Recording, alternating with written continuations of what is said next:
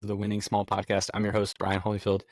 And I heard a really interesting statistic the other day, and it's this that 76% of American males 18 to 24 years old would be ineligible to serve in the armed forces due to physical conditions and physical um, and mental limitations on their ability. And that stat just really kind of woke me up to think, out of all of the 18 to 24 year olds, college age guys in the United States, we're looking at less than 25% of those that are able to actively serve in the military. And then thinking through, where's their health going to be 20 years from now? As we know statistically, for most men, health tends to decline into middle ages versus improve. So, man, talk about an eye opener and thinking about, what do we need to think about? What do we need to be aware of?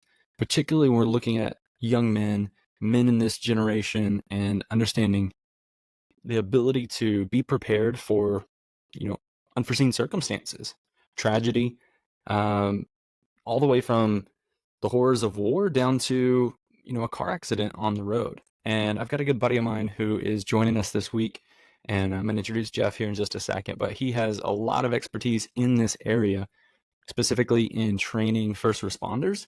And in his own life, I've seen him train. The dude's a beast. And Jeff, welcome to the podcast.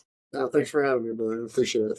Yeah, for sure. Well, if you would just tell us a little bit about your background and kind of how you got into what you do and in your area of expertise. So funny thing is that standing in front of crowds and talking to people, I'm not much of a people person, but I've always wanted to challenge myself to do those things. So it all starts with a challenge, right? And I've never been one to shy away from it. I'm a pretty competitive person. But from my early childhood, man, I had like a rough life. I had a rough upbringing, and I found myself as the rebel. Like if you told me I wasn't going to amount to anything, I was going to prove you wrong. So I early on had to figure things out on my own, and I just kind of took the bull by the horns and took charge. And I joined the military right out of high school, and throughout my military career, I really embraced the importance of training and learning, the fundamentals, and just really honing in those skills. And it's not just about being physically fit. There's a whole lot more to that than just to surviving, an overseas conflict. If you're deployed, than just being physically fit. You have to know how your equipment operates. You have to manage your, weapons and things. So I really took training to heart, and I really devoted myself to it throughout my entire life. And whenever I decided to make my exit from the military and get into law enforcement, I kind of took the same mindset. Embrace training and learn as much about this job as I possibly can, which they are two very different worlds, and there was a lot to learn. And I mean, I'd be lying to you if I said that I knew everything. So I am still learning today as we speak. But yeah, like I said, it all really started down from a challenge. Was myself in front of people and learning to talk to them. Yeah. So what is the biggest point of emphasis and kind of biggest thrust of what you do and what you try to communicate and share, through your business and through your experience? Gotcha. So, so since I started in law enforcement, I noticed early on that I was very different from everybody else, at least majority. There's others like me, or I'm not going to sit here and say that I'm the only one. I'm so unique, but there are very few that think the way that I do and really embrace, the importance of training and being in shape and doing the job and just being prepared for survival, because we never know what's going to happen, and that's the downside of it. From the military to here, you could go out on an operation and you could about anticipate something happening, but for the most part, law enforcement officers are riding around town in a patrol car, doing 12-hour shifts, working 15 or more days out of the month, and they might not experience anything of any significance. And then all of a sudden, they're one call away, and now they're running lights and sirens to a situation they know very little about. And then when they get there, they have to perform. And I can't tell you how many officers I've heard in the line of duty be like, man, I wish I was in better shape, or I wish I had, gone to the range more. It's like, okay, man, like if you recognize that there's a problem, do something about it. Mm. And I found that there's one part leadership and there's one part um, just having the personal drive and the will to go do it. Leadership sometimes plays a role in the fact that upper echelon leadership wants to hinder the training because of budget and money restraints and things like that. And then the other side of it is the person, they're just willingness to actually get up and put forth the effort. Yeah, no, absolutely. So that's one of the things I really was curious about and kind of picking your brain on from your experience, without throwing anybody under the bus, obviously.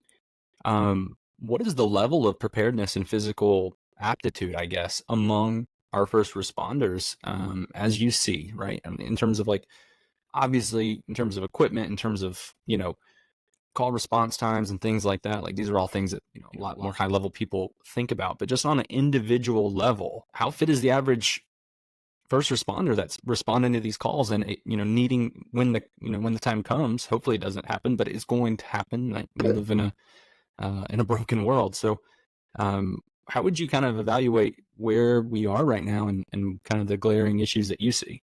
Well, I would honestly tell you that there are many, I would say majority of first responders are not prepared physically at all. They don't spend enough time preparing. They don't take it seriously enough to want to devote themselves. And I kind of empathize with them to an extent because I've been there, and I understand like the job is stressful. It demands a lot out of you, and you don't just punch a clock, start to finish. Sometimes that clock keeps running long after you're supposed to have been home, and you got paperwork and evidence, and you got courthouse, subpoenas and things like that that you have to deal with, and that all affects your off time as well. So, there's a lot of pressure and a lot of stress on law enforcement officers, and then depending on what type of shift you're working, you may not have very good food to eat. Mm-hmm. That's just the reality of it. So there's a lot that goes into it, and back to the question, there's a lot that just aren't, they're not physically prepared, but again, they're not willing to put forth the effort, and they recognize that there's a problem. So part of what I try to do is, one, lead by an example. I've been there, I've done that. I'm still doing it today, and I'm probably more busy now than I ever was in a patrol capacity. But here I am still doing it, and I'm also trying to run a business on the side of that and still be able to provide for my family. So I've got a ton on my plate, and I'm still doing it. And that's the example I try to set for them. Like, I know you're busy, I know you're tired, I know you're stressed out, but if you would just listen to me and put forth just 30 minutes a day, man, that would be sufficient enough to at least curb your stress and hopefully get you into some better shape and better preparedness. No, that's so true. And I find that, when you're feeling like you're bumping up against that limitation of your capacity, um, if you shy away from that, then your capacity goes down. Yeah, Versus if you push through that, all of a sudden your capacity goes up and all those other things just start to get easier. And all of a sudden you're taking on more and your fatigue is less, your drive is up. I mean, you're just looking at so much more in terms of what you are and able to take on head on, and you're not shying away from those challenges. You were talking about challenges. exactly. Um, so I kind of want to zoom out a little bit because in the modern world, in civilized society, um, I think the average person just looks at life as I'm going to wake up, go to work, come home, go to a ball game, spend time with my kids, with my family. We'll go out to eat. We'll have the weekends off. And that's kind of the average. That's kind of what people are expecting. And we were told that all of these other things, emergency response, medical care, um, schooling, education, all these other things, these were handled and going to be taken over by these institutions, Yeah. right? And these institutions are going to provide those services for you, and that's what your tax dollars go to, and you don't need to really worry about all that. But what you're saying is that in many ways, those institutions are, I wouldn't say crumbling, but they're not as up to snuff as we might like to believe. Yeah, I mean, it is kind of it's more or less on an individual scale, today's day and age, because I'll be honest with you, I think I was reading a statistic the other day that there's 80% of law enforcement agencies offer or they have some type of wellness program in place, and they have a gym facility. My agency has 3 gym facilities that officers can go work out at for free, and it is literally a state of the art gym. Um, and the other statistic to that was that although there's 80% of agencies that offer this, there's only 30% participation among the officers. And that is an extremely low number when you think about it. And like my agency, for example, we have an annual PT test. So officers have to do functional tests like sprinting from a certain distance, climbing over walls, jumping a fence, hurdling objects. I think they got like a simulated ditch, so you got to clear like a 6 foot gap and drag a dummy. And that's all realistic tasks that an officer may actually have to perform. The problem is that, and I hate to even throw politics into the mix here, but that we have to be real, and the political spectrum plays a huge factor in law enforcement. And because of recent events and things like that, a lot of people are like, I don't want to expose myself to that. Like, why would I want to subject myself to getting spit on and getting cussed at and getting called names, to get a paycheck? Mm. And so manpower is significantly depleted. And what do you think that's going to lead to? Lowering of standards, right? Mm-hmm. So standards have been significantly lowered and even waived for certain people who are already here and they can't pass that test to just check a box and say, well, we got to have a body in a patrol car. We got to have somebody hold this position and do the job. And there's just not enough. They're not lining up at the door to come be police officers. That's really good insight into the ripple effect of these larger pieces, right? You're talking about societal issues and things that are going on. And I think, we also think about in society, and I hear so much stuff about, toxic masculinity and this, sort of demonization of men and physical strength and prowess, and like actually being able to assert a sense of aggressiveness and assert a sense of like situational, for lack of a better word, dominance. Yeah. But in your role, those things come to bear on a regular basis. Yes. And when society at large is saying these things need to be wiped out, the reality is those are the people at the forefront of all of these services that we don't want to have to think about in the general population. Mm-hmm. So how do you kind of see, and what do you think, what do you think is the future in terms of moving forward? And do you think that's reversible, that bigger trend that you're talking about of lowering of standards?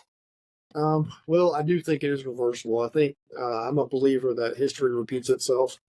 Hmm. And, our current state of politics and our current state of economy and our current state of law enforcement and preparedness, I think eventually will change. And I've seen little glimpses of it, glimmers here and there, where officers are starting to kind of come around. And, it's hit or miss. I'll be honest, it's hit or miss.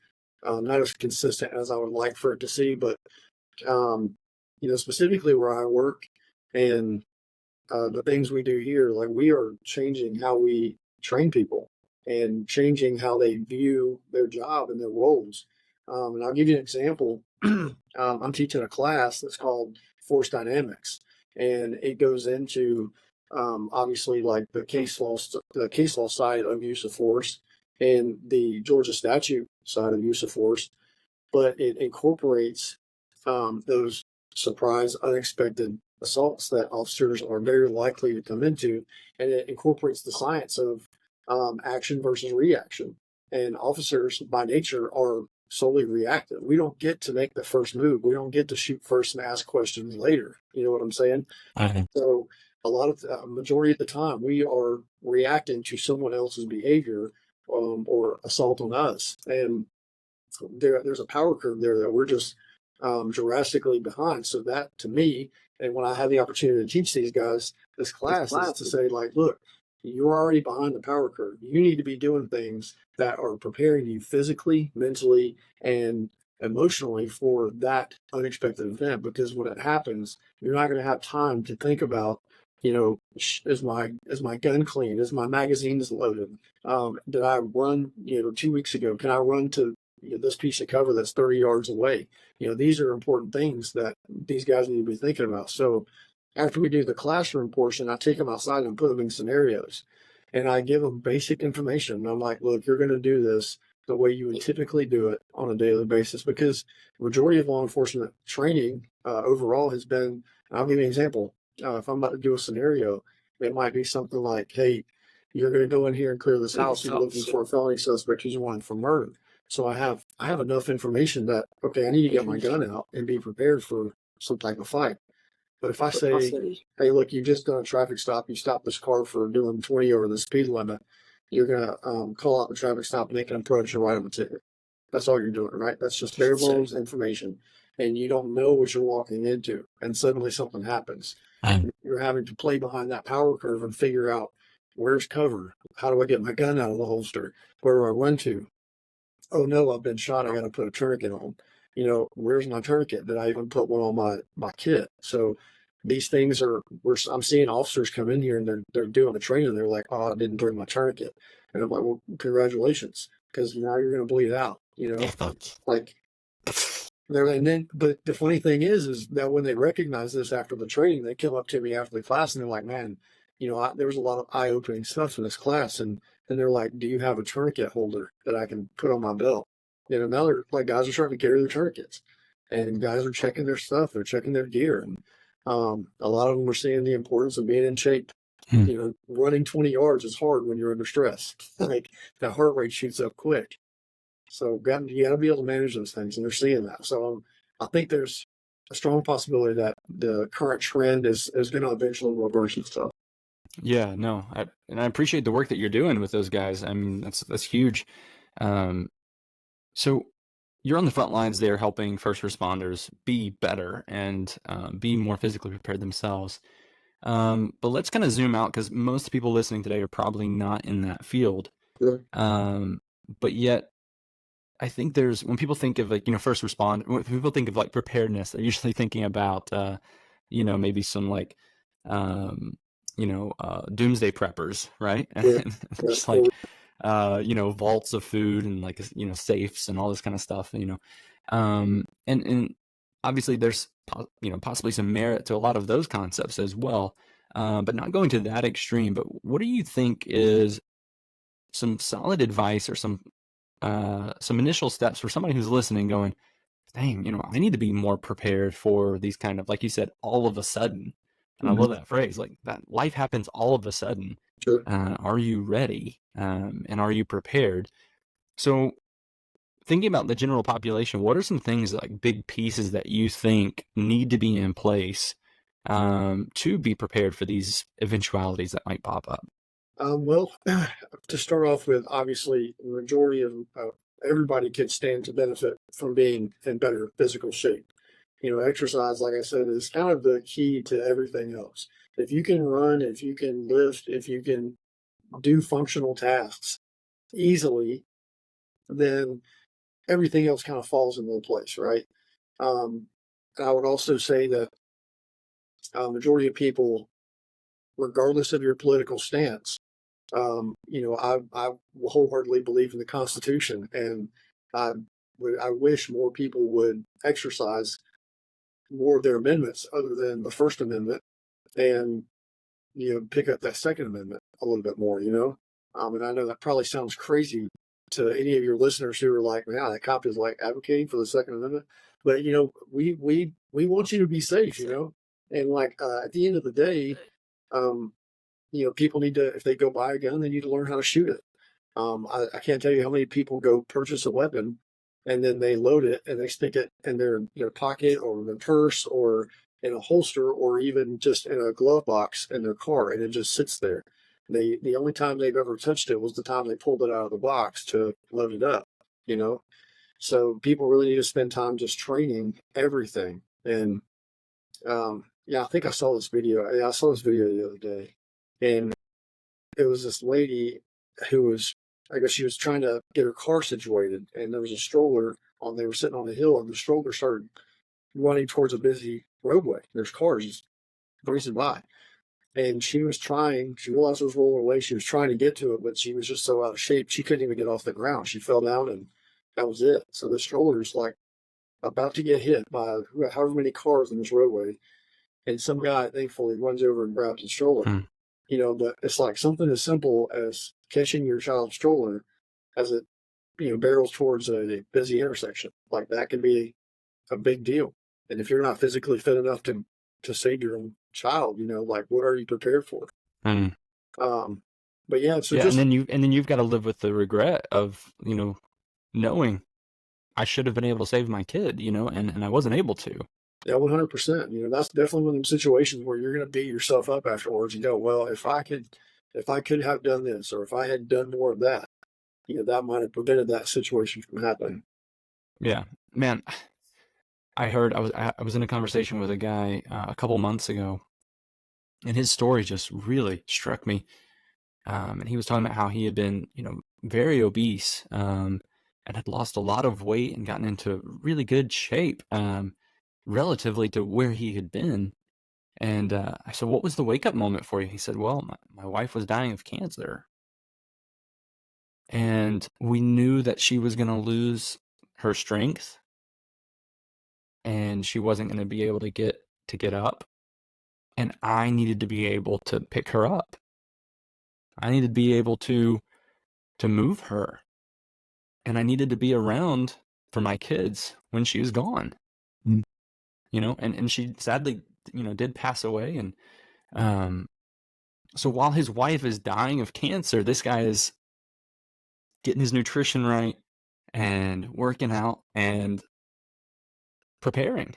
That's And I awesome. just think, man, like how powerful. And if that guy can do it in those circumstances, with everything on the line, what excuse do the rest of us have to not take some initial steps to improve our overall health and well-being? Yeah, I mean, you use a very good term there when you say excuse, because at the end of the day, like, it doesn't matter how busy you are. There's 24 hours in every day, and there's at least 1 hour that could be found to devote to working out and getting better.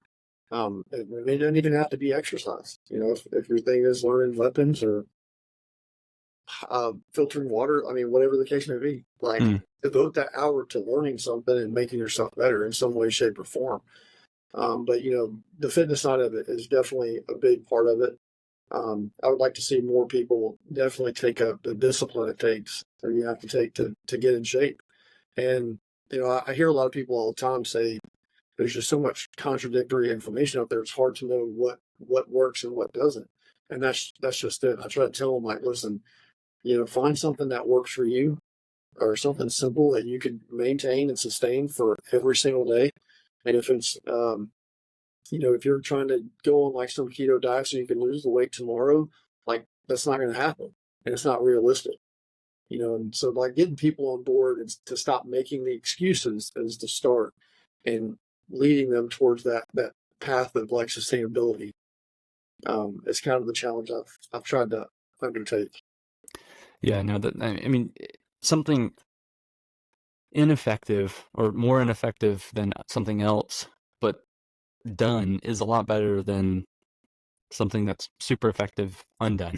Yeah, exactly. So stop waiting to find the perfect thing and figure it out as you go. Yeah. But I wanted to ask you about we can talk about lifting weights and running and all those kinds of things, but hand to hand, and I know this is an area. So you're talking about carrying and learning how to handle firearms, and I've got a shotgun and for hunting and stuff like that. But definitely it's something that I want, as I think about my kids and my family. Like I want to be prepared in that way for home defense and self defense, and want my wife to have that capacity as well. So that's one area that I appreciate you bringing that up because it's something that's been on my mind for a bit. The other thing is, some capacity and self defense in terms of hand to hand. Mhm. So I know you're an advocate, and what are some things like what would the average person? What do you think they could benefit from doing, like right off the bat as they're thinking about improving their health, but also if there is a physical confrontation, not that we're looking for those, but if it seeks us out, what are your recommendations there? As far as like which style to go into or what. Yeah, is there a certain style that you think or a certain place somebody should start? I mean, you're saying like, hey, go take a boxing class, or are you thinking more like like a mixed martial art, or what do you think is like going to be best recommendation for the general For the person? general for the general person, I would say getting into jiu-jitsu would probably be the best route. Um, Jiu-jitsu is literally for everybody. Of course, it's going to challenge you, and you're going to learn a ton, and you're going to be sore, you know.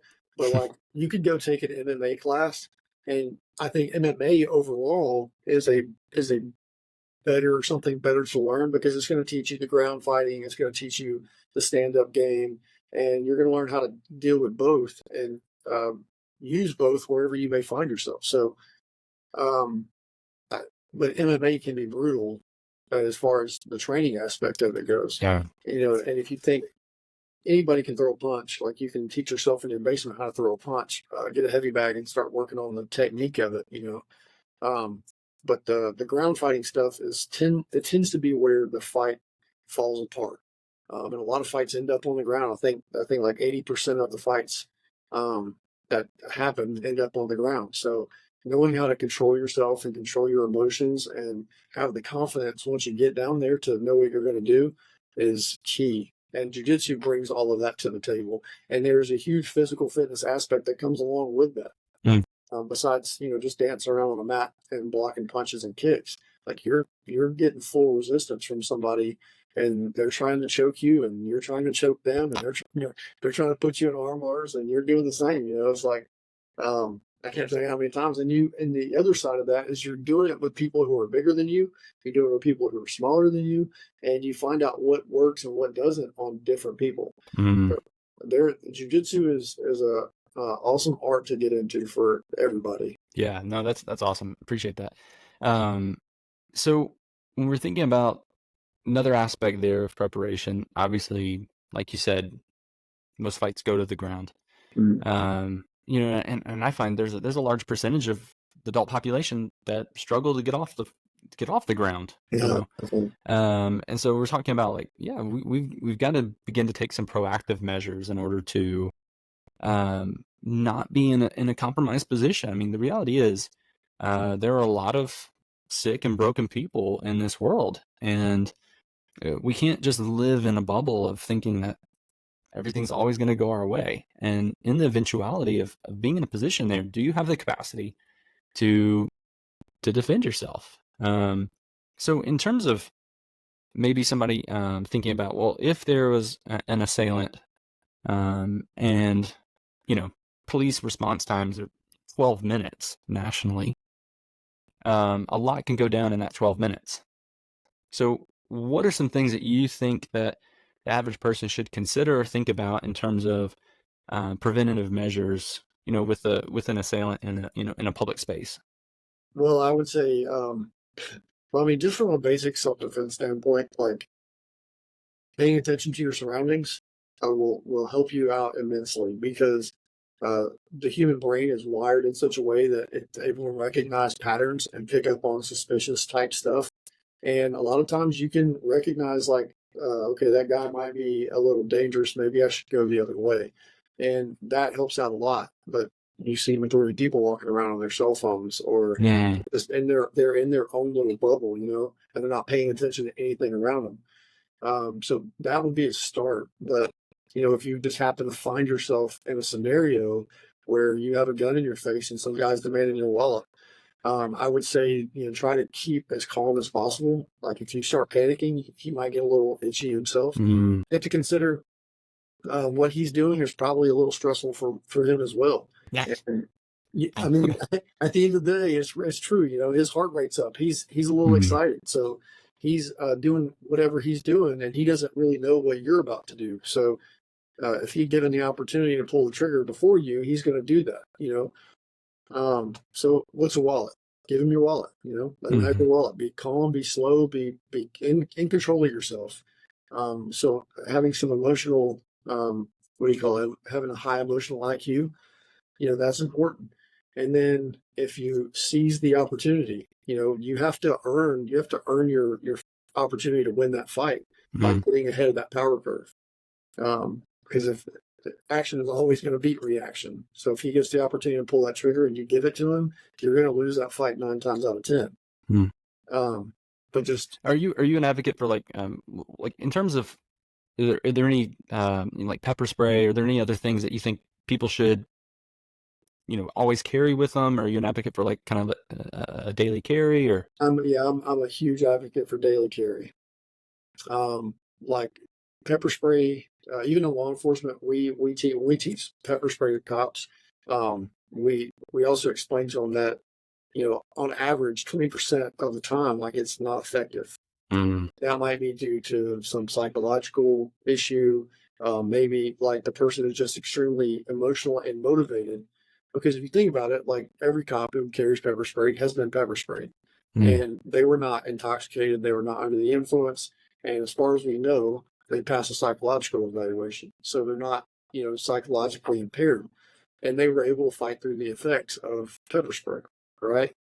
But then on the other side of that coin, there's a 3% of the population that's just not affected by it at all. Like the mm, person who fights through it might be affected, but they can still do accomplish whatever they're trying to accomplish. But 3% just wipes it off their face and they're like, what was that? You know? So like we have to be mindful of those things. I'm not a huge advocate of that. And I don't think that what civilians are able to carry is even as close to being as potent as yeah. what law enforcement carries. So having that everyday carry and learning how to use it is something I'm a huge advocate for. Mm, And not only that, but learning how to legally apply it. You you'd find yourself getting in a lot of trouble if you didn't understand the laws of the state you were in and you pulled your gun out on somebody. So that's a very important thing. And if you travel, you might want to take the opportunity to educate yourself on the state that you're going yeah. to. Yeah. Those are huge things. So, the average American is, going to spend some time in their car each day. Mm-hmm. And I think that's going to be home base for a lot of people. So you already mentioned, people buying uh, a weapon and keeping it in their vehicle.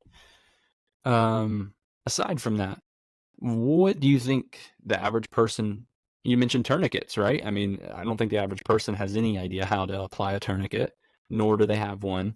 Um, is that something you want people having in their car? What are some other things you might think might be, the checklist of things, like keep these things in your car in the case of, a car rescue or, you're talking about like a seatbelt, something to cut a seatbelt, things like that. Like, what are some things that you think the average person does need to be aware of and keep on hand? So I'll tell you what I carry every single day because I think that would be a good way to go. So I have a small go bag. It's probably about the size or a little bigger than like a fanny pack, and it's a single strap shoulder bag. And inside of it, I carry a secondary gun. So I have one that I carry on my person. I have a secondary weapon inside the bag. And I also have additional magazines and ammunition for both of those weapons. I also have two tourniquets. I have pressure bandages. I have gauze. I have just your basic first aid, band-aids, Neosporin, wound cleaning stuff. Um, You got yeah, kids. yeah, I got kids, man. So I keep those things in there. I do keep some snacks. Admittedly, I get hungry. Um, man, I got all kinds of stuff, like literally everything. But Hmm. just the basic first aid type stuff. I even carry like not a tourniquet. I have tourniquets in there, but it's more or less like stuff I can make an improvised tourniquet out of. You know, little nylon straps with some type of object that I can use for a windlass. I have knives. I have multi tools. I've got extra phone chargers. Like Hmm. things in case my electronics go bad. Like, well, I never know where I might be and need to plug the thing in. So I have a little bit of everything in the bag that I keep with me at all times, and everywhere I go, that bag goes. No, that's really helpful. I think that's some things that people don't typically consider. And yeah, maybe I have a couple snacks in the car and uh, Yeah, and maybe an extra phone charger and maybe a first aid kit. But I yeah. think that's probably where most people they don't have anything beyond that. So um, the other thing I wanted to ask you about, because you brought something up that I was like, oh, that's something we need to talk about. And you were talking about the mental awareness of your settings and having that sense of not just being on your phone, walking through, having an idea of what's around you. But I think the other side of it as well is that mental awareness and mental preparedness to be able to respond to a certain stimuli. As a coach who primarily works with weight training, I have people coming in who maybe as they're first starting, and they look at a 20-pound dumbbell, and their brain says, you can't pick that up. They're absolutely capable of picking it up, Sure. but the stimulus to response just isn't there yet, right? We're talking about like the central nervous system and the vital role that that plays in terms of activation of muscles and firing correctly in order to produce force. And I wanted to ask you kind of about like what you see. And I know there's a lot of conversation out there about kind of these uh, people freeze up, right? When something happens unforeseen, some circumstance, and people just.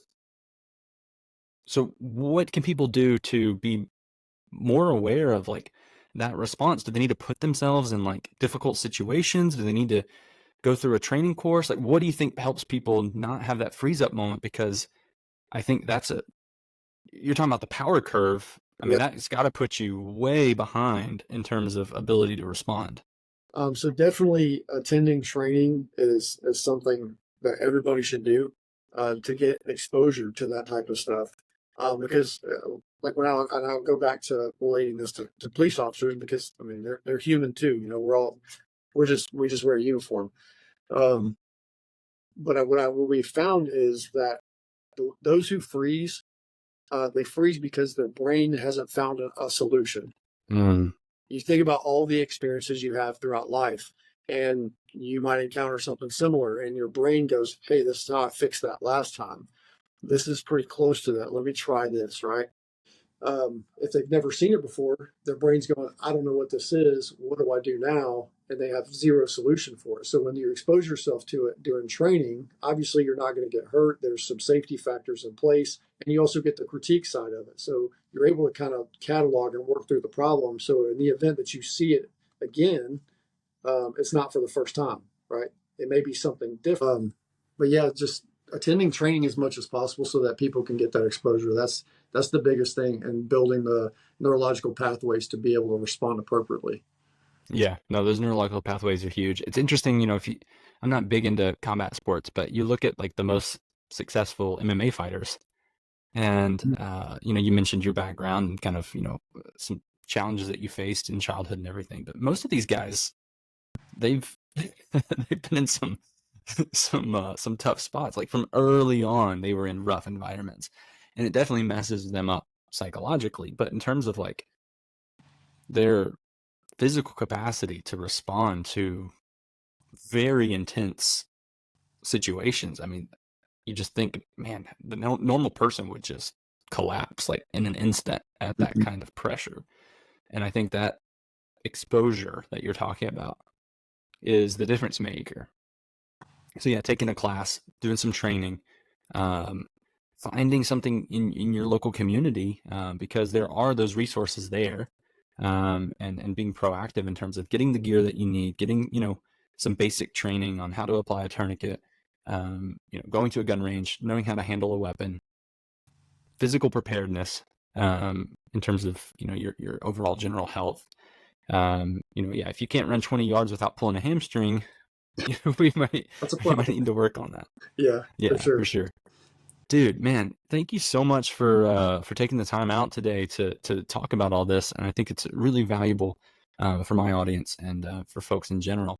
How can people kind of follow along with you and see what you're doing and maybe get some more tips and ideas from you? Absolutely. So people can follow me on Instagram at call sign underscore trident 7.